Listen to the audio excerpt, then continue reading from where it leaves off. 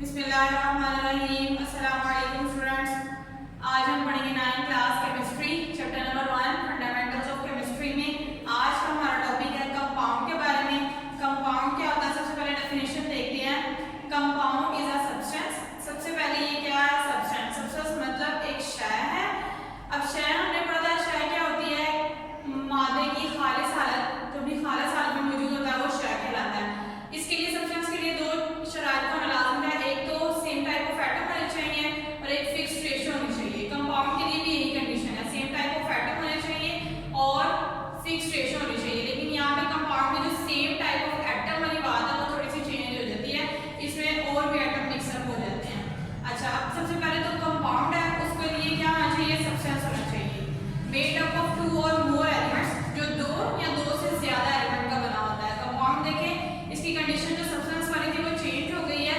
Substance में same type of atom होते हैं, लेकिन कंपाउंड में आ गया है कि 2 और मोर एलिमेंट, 2 या 2 से ज्यादा एलिमेंट होते हैं। उसमें केमिकली कंबाइन, कीमियाई तौर पर आपस में मिलते हैं together in a fixed ratio by mass, बिलिहाज मास मुतय्यन निस्बत के।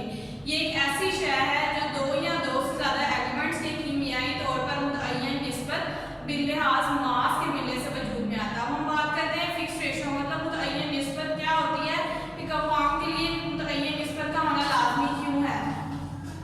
जैसे कि देखिए वाटर है, वाटर का फॉर्मूला H2O। इसमें भी वाटर में हाइड्रोजन के 2 ही एटम होने चाहिए और ऑक्सीजन का एक ही एटम होना चाहिए। तो वाटर के लिए फिक्स्ड रेशियो है, वाटर के लिए हाइड्रोजन के 2 ही एटम होने चाहिए, ऑक्सीजन का एक ही एटम होना चाहिए, तभी वाटर बनेगा, अदरवाइज वाटर नहीं बनेगा। अगर हम इसके रेशियो को चेंज करते हैं, इसके रेशियो को चेंज कर देते हैं, जैसे हाइड्रोजन अगर यहाँ पे 2 एटम और ऑक्सीजन के भी हम 2 एटम कर देते हैं, तब ये वाटर नहीं बनेगा, फिर इसका नाम बन जाएगा हाइड्रोजन परऑक्साइड। इसकी रेशियो अगर हम कम या ज्यादा कर देंगे कंपाउंड की, तो वो वाटर वो कंपाउंड नहीं रहेगा, वो चेंज हो जाएगा। जिस तरह हमने यहाँ पे वाटर को जो है उसकी रेशियो को चेंज किया है, तो वो हाइड्रोजन परऑक्साइड बन गया। अगर हम हाइड्रोजन परऑक्साइड में से यहाँ से एक ऑक्सीजन को कम कर दें तो वो फिर पानी बन जाएगा, वो फिर हाइड्रोजन परऑक्साइड नहीं कहलाएगा। अब हम बात करते हैं कि जो कंपाउंड है उनमें जो कंस्टिट्यूएंट्स होते हैं, मतलब जो सब्सटेंसेस आपस में मिलते हैं, उनकी प्रॉपर्टीज पहले चेंज होती हैं, मिलने के बाद जो हमारे पास प्रोडक्ट बनता है उसकी प्रॉपर्टीज चेंज हो जाती हैं। जिस तरह देखिए यहाँ पे हमने वाटर हाइड्रोजन लिया, वाटर बनाने के लिए हाइड्रोजन किस फॉर्म में है, गैस फॉर्म में। ऑक्सीजन किस फॉर्म में होती है, ये भी गैस फॉर्म में होती है। लेकिन ये जब दोनों आपस में मिल रहे हैं, मिलके इन्होंने प्रोडक्ट जो बनाया वो बना वाटर, और वाटर किस फॉर्म में होता है, लिक्विड फॉर्म में, माया की शक्ल में होता है। मिलने से पहले रिएक्शन में रिएक्टेंट जो होती है, रिएक्टेंट वो चीजें जो आपस में रिएक्ट करती हैं, रिएक्टेंट की प्रॉपर्टीज चेंज होती हैं, लेकिन मिलने के बाद जो हमारे पास प्रोडक्ट बनता है वो अपनी नई प्रॉपर्टीज को शो करता है, उसकी प्रॉपर्टीज चेंज हो जाती है। अब वाटर के लिए देखें जरा किस तरह इसके हम रेशियो निकालते हैं कि पानी बनाने के लिए कितनी कितनी हाइड्रोजन की कितनी रेशियो होनी चाहिए और ऑक्सीजन की कितनी होनी चाहिए। हाइड्रोजन का एटॉमिक मास होता है 1, 2 इसके एटम है तो हम इसके स्टार्ट में लिख देंगे। ऑक्सीजन का एटॉमिक मास 16। अब एटॉमिक मास क्या होता है, कोई भी एटम है उसके न्यूक्लियस में जितने प्रोटॉन होते हैं और जितने न्यूट्रॉन होते हैं, दोनों को हम ऐड कर लें, वो उसका एटॉमिक मास हो जाता है। ये हम नेक्स्ट लेक्चर में इसको डिस्कस करेंगे।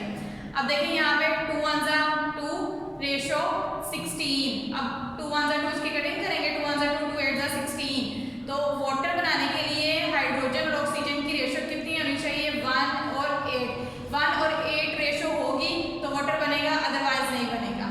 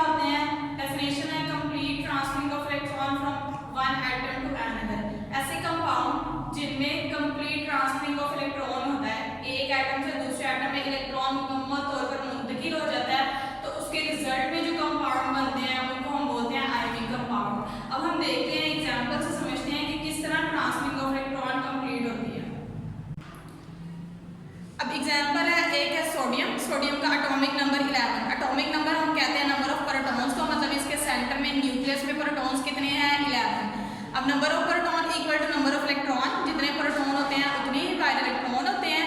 तो अब यहाँ पे इलेक्ट्रॉन कितने हैं, पहले शेल में आ गए 2, फिर सेकेंड शेल में 8, 1 2 3 4 5 6 7 8 और 2 हो गए 10, बाकी 1 रिमेनिंग, तो 1 आ गया लास्ट वाले शेल में। लास्ट वाले शेल को हम आउटर मोस्ट शेल बोलते हैं।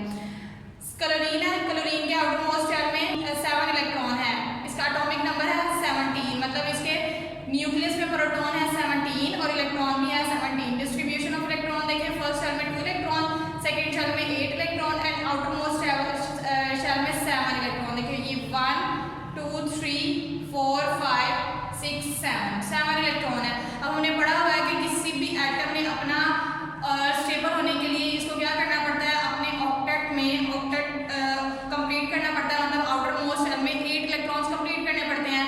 अब यहाँ पे सोडियम के वैलेंस शेल में सिर्फ 1 इलेक्ट्रॉन है, इसको 7 और मजीद चाहिए 8 इलेक्ट्रॉन पूरे करने के लिए।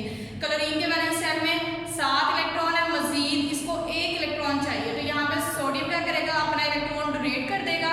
जब ये अपना इलेक्ट्रॉन निकाल देगा तो इससे पीछे वाला जो शेल है उसमें 8 इलेक्ट्रॉन कंप्लीट हो जाएंगे।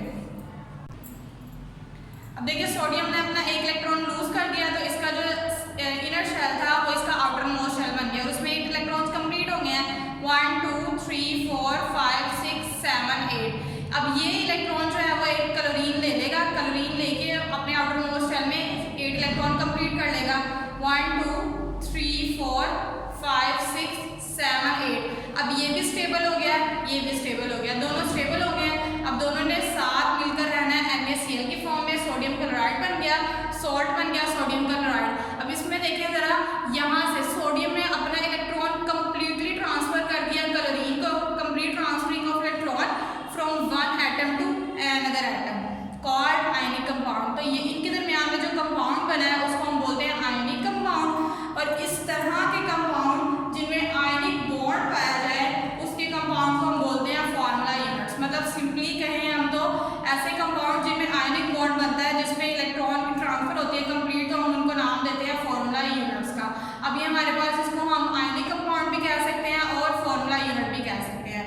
अब इसकी कुछ प्रॉपर्टीज हैं आयनिक कंपाउंड की कि ये क्रिस्टल लेटिस की शक्ल में रहते हैं। क्रिस्टल लेटिस किस शेप को कहते हैं, जिसमें इलेक्ट्रॉन्स जो है वो एटम सही से अरेंज हुए होते हैं। जैसे देखें यहाँ पे अगर पॉजिटिव चार्ज है तो उसके सामने बिल्कुल नेगेटिव चार्ज होगा। पॉजिटिव चार्ज किसको शो करता है, प्रोटॉन को। नेगेटिव चार्ज किसको शो करता है, इलेक्ट्रॉन को।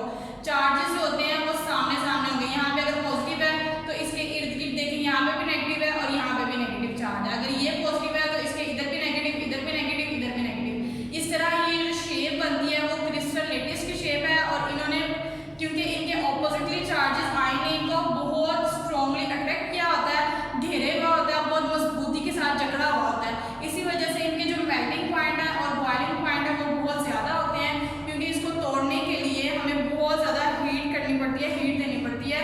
इसी तरह ये किस फॉर्म में रहते हैं, आयनिक कंपाउंड क्रिस्टल लेटिस की शक्ल में रहते हैं। और ऐसे कंपाउंड जिनमें आयनिक बॉन्ड पाया जाता है उस कंपाउंड को हम फॉर्मूला यूनिट्स का नाम देते हैं। आयनिक कंपाउंड की एग्जाम्पल है copper sulphate, sodium chloride, potassium bromide. ये इसकी एग्जाम्पल है आयनिक कंपाउंड की। अब हम बात करेंगे टाइप्स ऑफ कंपाउंड में। सेकंड टाइप है कोवलेंट कंपाउंड। कोवलेंट कंपाउंड ऐसे कंपाउंड जिनमें इलेक्ट्रॉन्स की शेयरिंग होती है, उस तरह के कंपाउंड को हम बोलते हैं कोवलेंट कंपाउंड। प्रीवियस लेक्चर में हमने पीरियोडिक टेबल की बात की थी और हमने बात की थी कि जो एलिमेंट जिस ग्रुप से बिलोंग करता है उसकी उतनी ही वैलेंसी होती है और उतने ही उसके वैलेंस शेल में इलेक्ट्रॉन्स होते हैं। लेकिन हमने वहाँ पे ग्रुप नंबर 4 की बात नहीं की थी। अब हम यहाँ पे ग्रुप नंबर 4 की बात करेंगे कि ग्रुप नंबर 4 की क्या कंडीशन होती है। अब देखिए ग्रुप नंबर 4 है, इसमें जितने भी एलिमेंट पाए जाएंगे उन सब की वैलेंसी 4 होगी और उनके आउटर मोस्ट शेल में इलेक्ट्रॉन्स भी कितने पाए जाएंगे, 4 इलेक्ट्रॉन्स पाए जाएंगे। अब यहाँ पे एक एलिमेंट है कार्बन, इसकी हम बात करते हैं। कार्बन है ग्रुप नंबर 4 से बिलोंग करता है, तो मतलब इसके वैलेंस शेल में कितने इलेक्ट्रॉन होंगे, 4 इलेक्ट्रॉन होंगे। अब देखिए यहाँ पे ये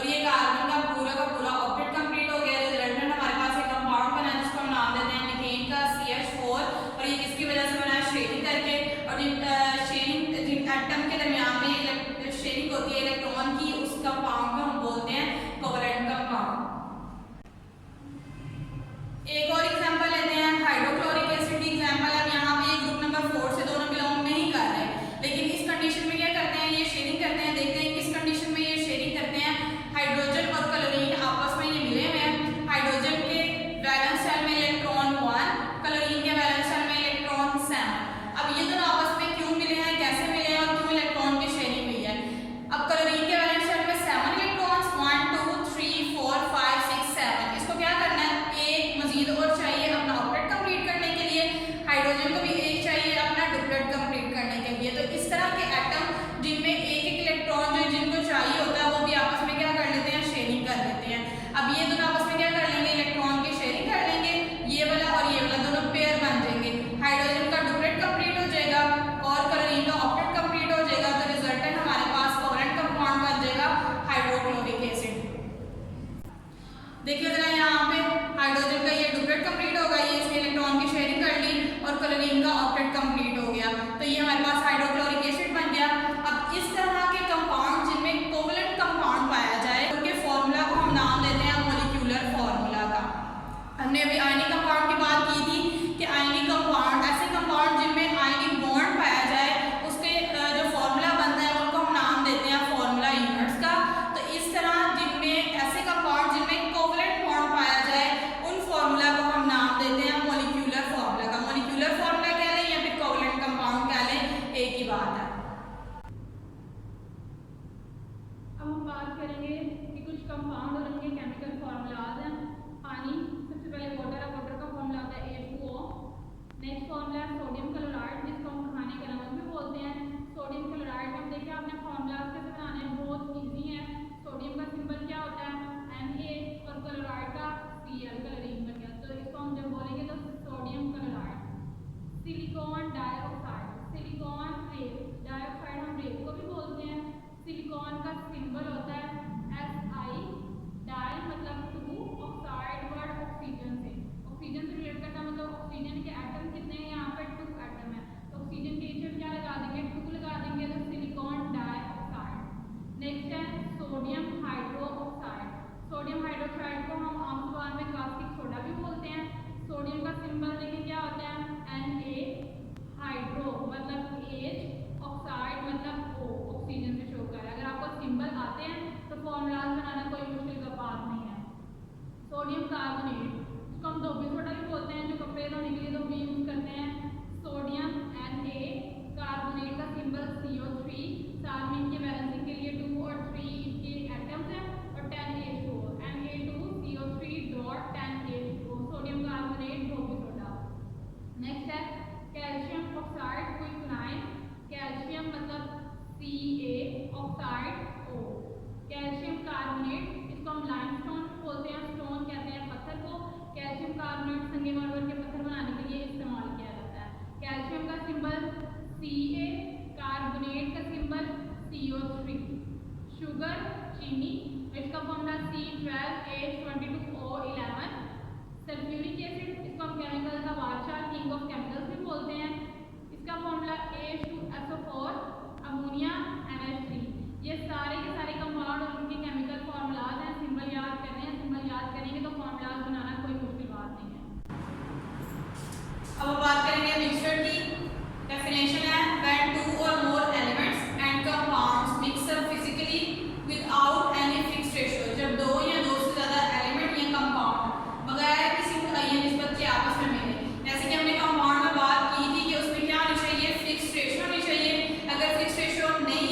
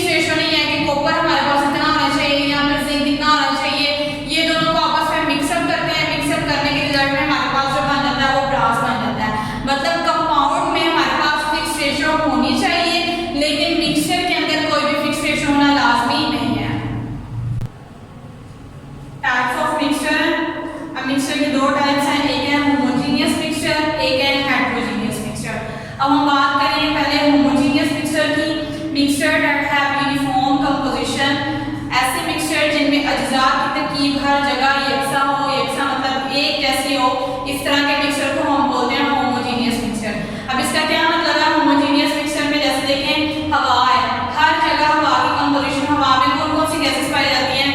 इसमें ऑक्सीजन गैस पाई जाती है, कार्बन डाइऑक्साइड पाई जाती है और गोन गैस इसके अंदर पाई जाती है, नाइट्रोजन पाई जाती है। अब जहाँ पे भी हवा होगी वहाँ में उसमें हवा में यही गैसेस पाई जाएंगी। गैसोलीन है, पेट्रोल है, इसकी कंपोजिशन क्या है? इसकी कंपोजिशन चेंज नहीं होगी। इसमें बहुत से प्रोडक्ट्स पाए जाते हैं, मीथेन, इथीन वगैरह, तो इसमें जो प्रोडक्ट्स हैं ये यही रहेंगे पेट्रोल में, इसकी कंपोजिशन चेंज नहीं होगी। आइसक्रीम है, आइसक्रीम की जो कंपोजिशन है वो उसकी कंपोजिशन वही होगी, वो चेंज नहीं होगी। तो इस तरह के मिक्सचर जिनकी कंपोजिशन सेम रहती है, एक जैसी रहती है, हर जगह एक जैसी रहे, उसको हम बोलते हैं होमोजीनियस मिक्सचर।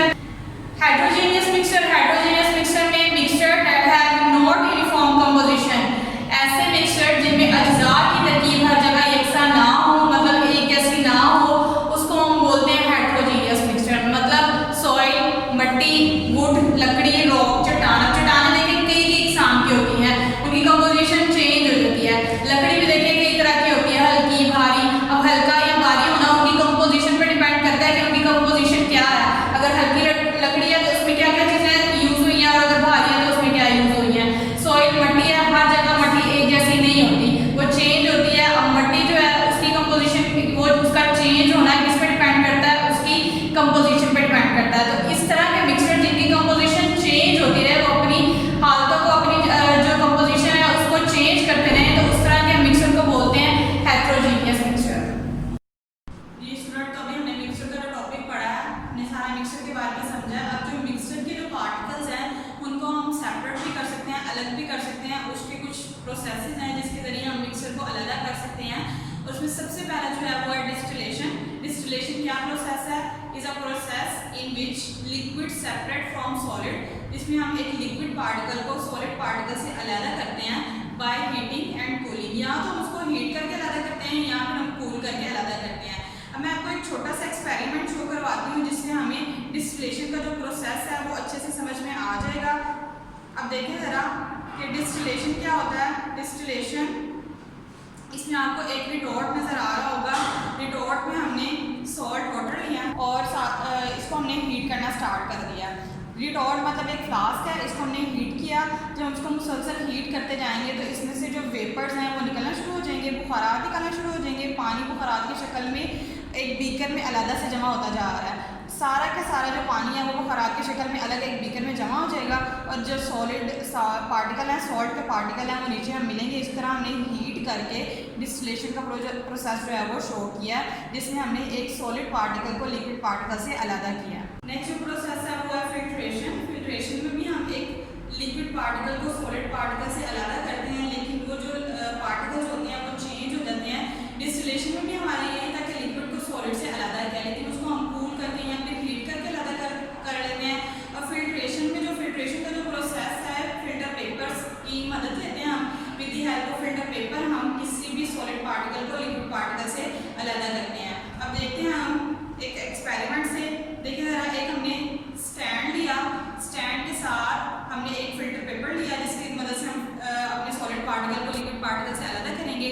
एक फनल को हमने स्टैंड में लगाया, फिल्टर पेपर को उसकी शेप बना के उसके अंदर रख दिया, और हमारे पास जो सैंड और पानी, उसके अंदर रेत और पानी मिला, पानी हमने उसके अंदर डाला, उसको स्टिरर से हिलाते गए, और जो वाटर था वो नीचे और सैंड हमारे ऊपर फिल्टर पेपर के पास, फिल्टर पेपर पे ही अलग हो जाएगी। इस तरह हमने सैंड तरह के जो पार्टिकल्स होते हैं वो हमने वाटर से अलग करने के लिए हम फिल्टर पेपर का यूज़ करते हैं। अब हम देखेंगे एवेपोरेशन का प्रोसेस। एवेपोरेशन मतलब बुखारात करने का अमल। इसमें क्या होता है? Is a process by which water gets converted from liquid to vapours.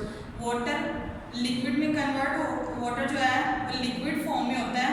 अब लिक्विड फॉर्म से वो वेपर फॉर्म में कन्वर्ट होना, इस अमल को हम बोलते हैं एवेपोरेशन। बुखारात की शक्ल में पानी जो है वो कन्वर्ट हो जाता है।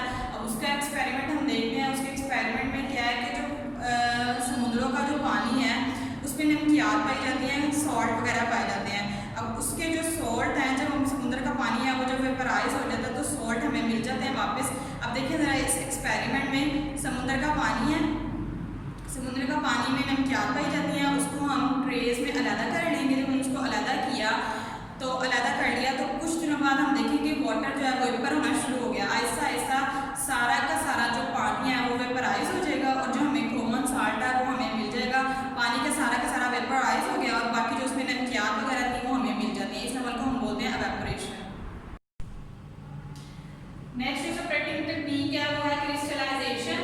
क्रिस्टलाइजेशन क्या होता है? The process of separating a pure substance, किसी भी प्योर सब्सटेंस को सेपरेट करना है इन the form of crystal, crystal की शक्ल में, from its hot saturated solution, उसके गर्म सॉल्यूशन से, बाय कूलिंग, ठंडा करके, इट्स कॉल्ड क्रिस्टलाइजेशन। अब क्रिस्टलाइजेशन प्रोसेस में क्या होता है देखते हैं हम एक क्लिप में। जैसे कि आपको नजर आ रहा होगा कि जब हम the process of separating a pure substance in the form of crystal from its hot saturated solution by cooling, it's called crystallisation.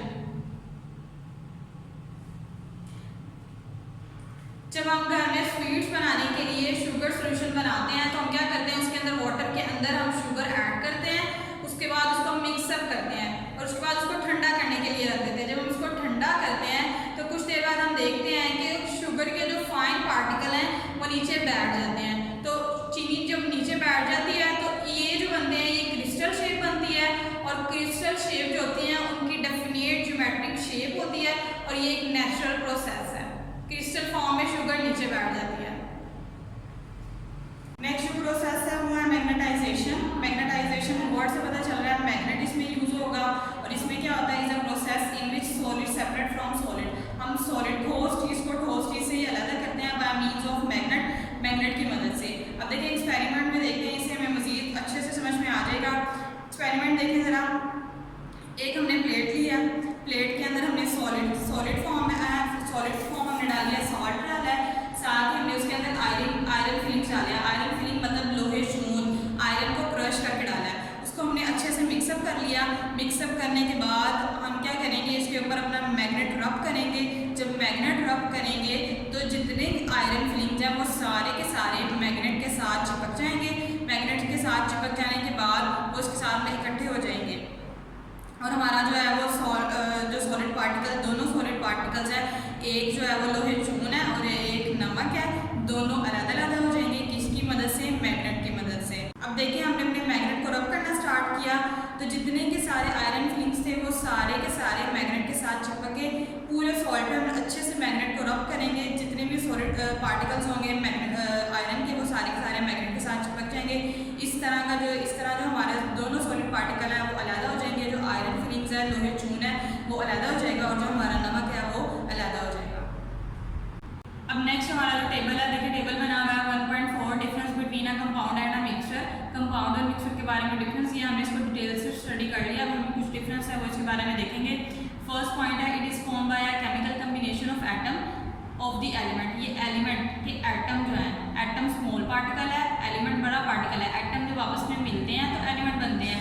तो एलिमेंट स्मॉल पार्टिकल है of atom, atom small particle of element. जब atom आपस में मिलते हैं तो element बनाते हैं। तो it is form by chemical combination of atom. ये कंपाउंड कब बनता है? जब दो या दो से ज़्यादा एटम्स आपस में मिलते हैं तो कंपाउंड बनता है। Mixture is form by the simple mixing up of the substances. Mixture के लिए कोई फिक्स रेशो नहीं है कि दो या दो से ज़्यादा एलिमेंट्स होने चाहिए। इसको हम सिंपल मिक्सिंग, कोई भी चीज़ें हैं उनको सिंपल मिक्सिंग कर देंगे तो हम उसको मिक्सचर फॉर्म हो सकता है।